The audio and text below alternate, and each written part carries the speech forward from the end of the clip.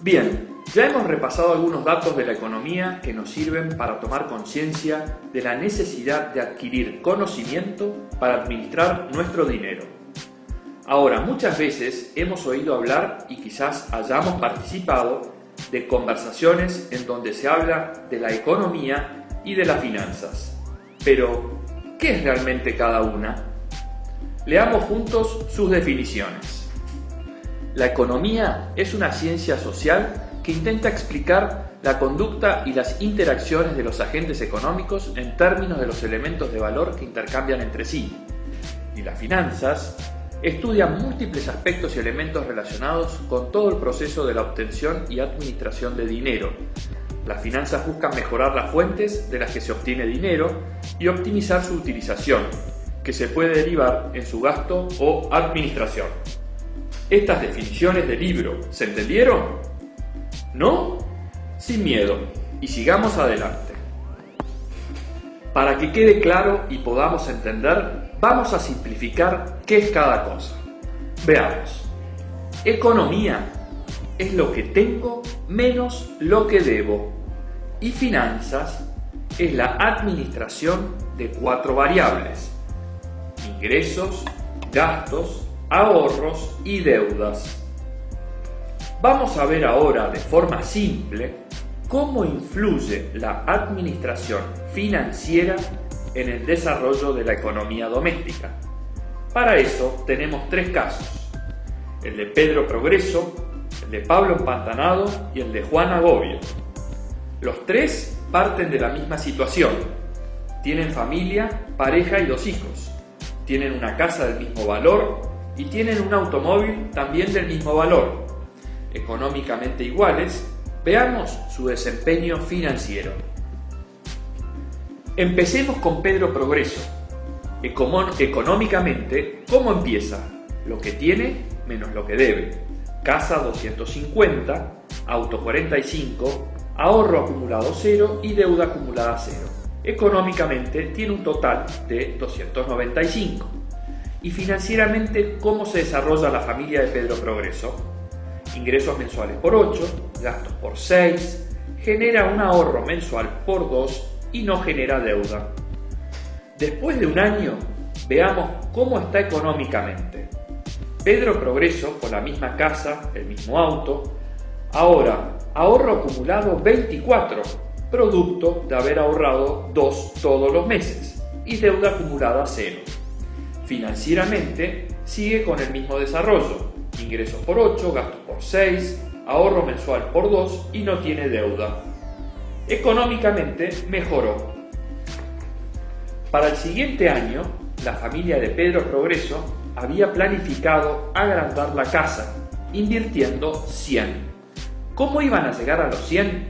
Bueno, 48 de los ahorros acumulados por 2 años y los 52 restantes con un préstamo a 5 años, teniendo que pagar 1 por mes.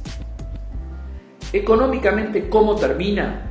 Si vemos lo que tiene, 350 más 45, menos lo que debe, 52, Pedro Progreso, habiéndose endeudado inteligentemente, ha mejorado económicamente.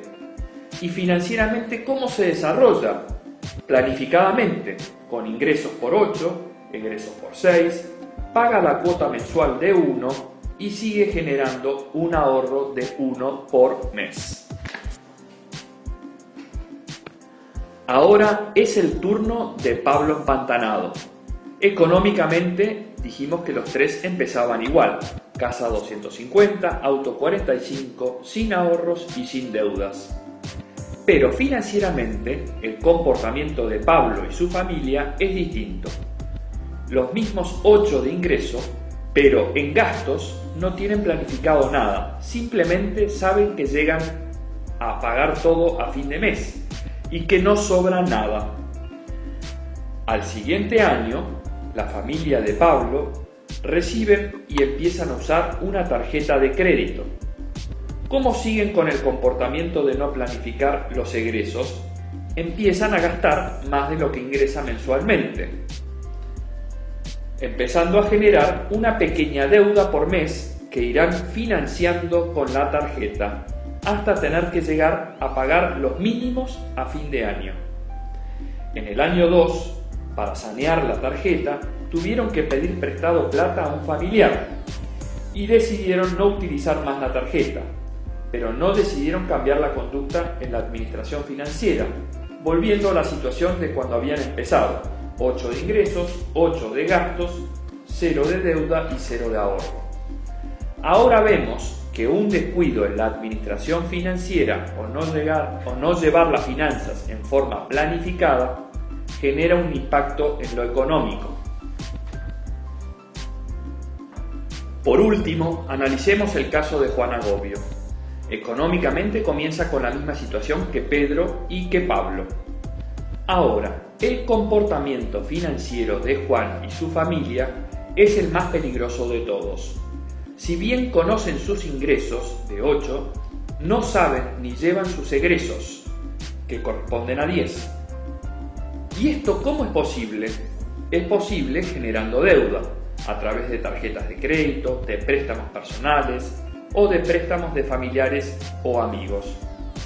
Al siguiente año vemos cómo esa deuda mensual se convirtió en una deuda más importante.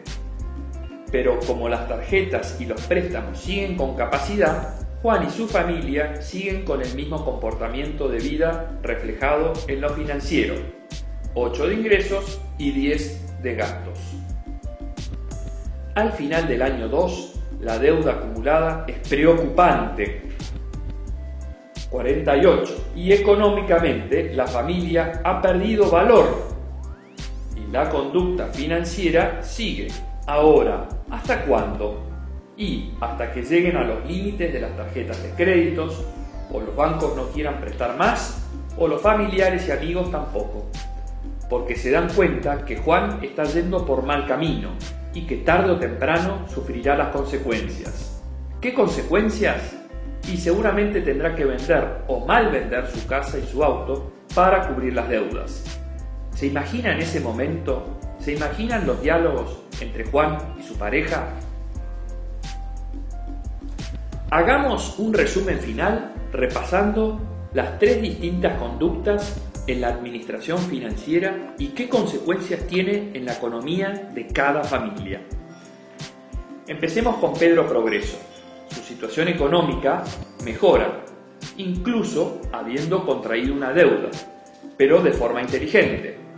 Su situación financiera sigue siendo buena y planificada. Sigue con capacidad de ahorro menor hasta que termine de pagar el crédito y sigue teniendo capacidad de deuda. De hecho, si fuésemos parientes o amigos de Pedro, seguro que no tendríamos inconveniente en prestarle. Pablo empantanado. La situación económica empeoró un poco. La situación financiera sigue neutra mientras no planifique a mediano y largo plazo. Y vimos que un pequeño descuido repercute en la situación económica. La capacidad de ahorro es nula, aunque podría ser positiva si analizaran en detalle los gastos e hicieran una planificación. Y la capacidad de deuda sigue teniendo un poco menor, ya que arrastra una deuda acumulada que deberá sanear con algún ingreso extraordinario. Por último, repasemos el resumen de Juan Agobio. Económicamente empeoró, ya que tiene una deuda acumulada que deberá hacer frente en algún momento que se lo reclamen. Financieramente, sigue sin ver su realidad, generando más deuda hasta que se le acabe la capacidad.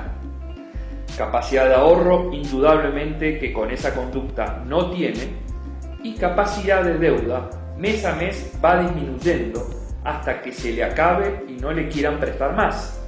¿Acaso nosotros le prestaríamos a Juan Agobio y su familia? Y si fuésemos amigos, ¿qué le aconsejaríamos?